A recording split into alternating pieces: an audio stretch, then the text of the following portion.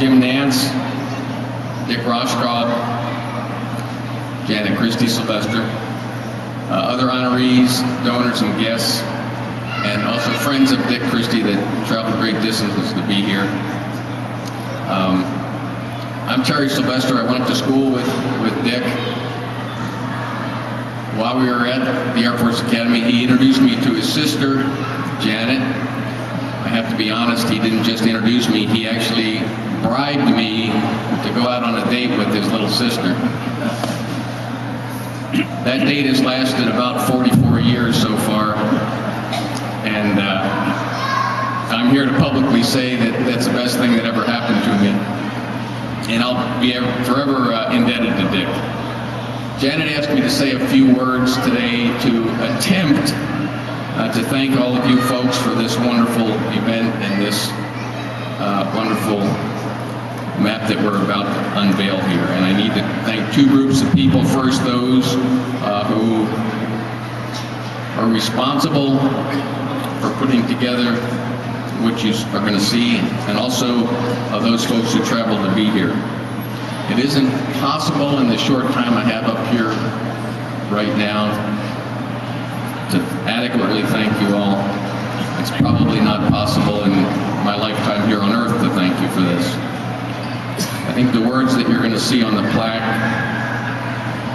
that say, "To our fallen comrades, you will not be forgotten," really say all that needs to be said. As the people in this room know, Vietnam was not a popular war.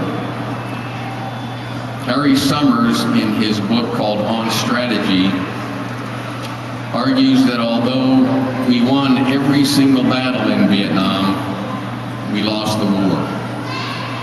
I would argue that although we may have lost the battle that we call the Vietnam War, we did not lose the war, which was the Cold War. Richard and some 58,000 others will rest easier for two reasons. One, knowing that we won the Cold War, and two, knowing that people like you are remembering their ultimate sacrifice and taking the time, effort, and resources to ensure that others remember their sacrifice. You have no idea how much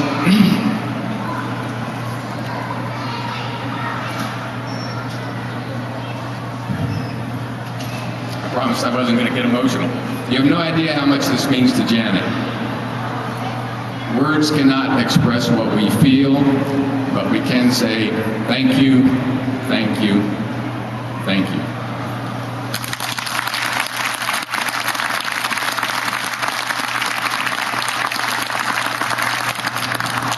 I'd like to invite Dave and Mr. McCaw to come forward now for the moment when we've all been waiting for. And one note I want to pass along to all of you, this is out of character for a curator. This artifact is intended to be touched, okay? You can touch this artifact, but none of the others. So if Mr. McCall and Dave Savy and the other folks here, Jim and Janet, if you could come up also, please, and help us. And I can't wait for you folks to see this beautiful, beautiful work of art that commemorates so many Americans.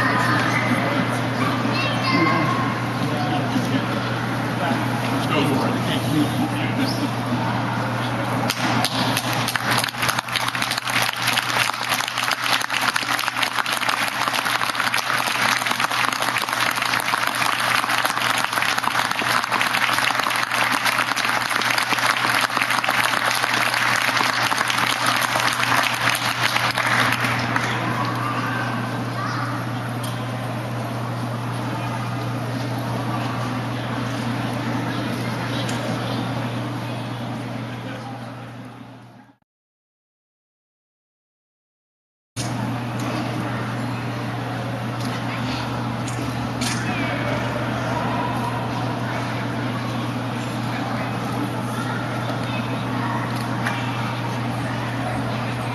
Now you will notice when you get close enough that there are some blank spaces on the map, because this isn't the end, this is the very beginning of telling those stories we talked about.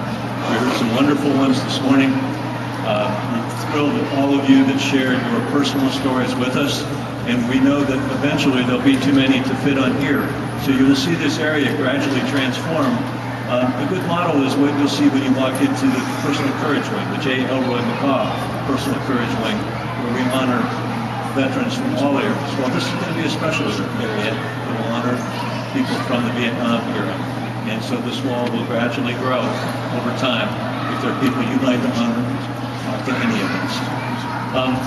We have one more brief presentation. You can't just take a memory home today, Dave and Bruce and Janet and Terry. We have a smaller version for you to take home and remember this great day and what you have done for all of us. So, Janet and Terry, we have yours.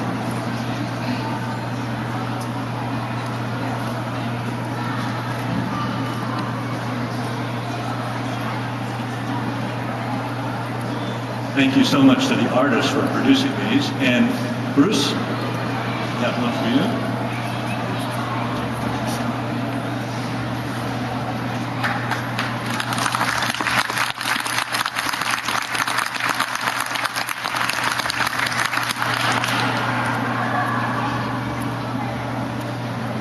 And last and not least, incredible remarks today, Dave. We really appreciate it. We appreciate your driving this project. David Sabian.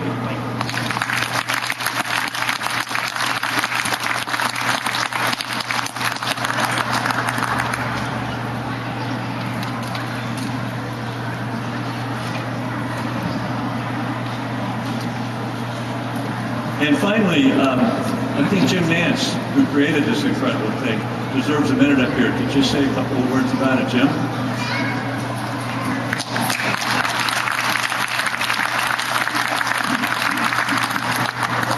This is a surprise, Doug. I really have not prepared anything, but I have to piggyback on what Dave was saying about how important Vietnam was. I have a story I like to tell.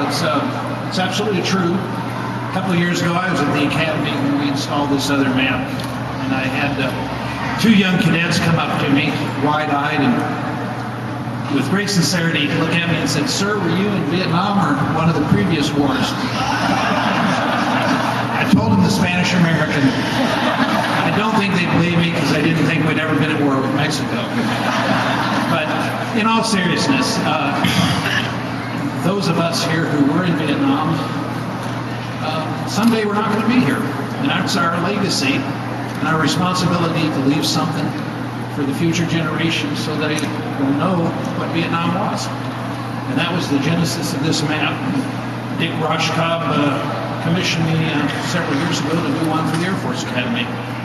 So it's been a project of passion and something I've really enjoyed doing.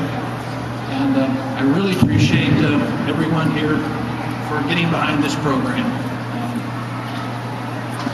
I want to thank everyone, Doug and Dan, Tripp, Chris Maylander, especially Dave Sabian and Bruce McCaw for getting behind us. Thank you very much.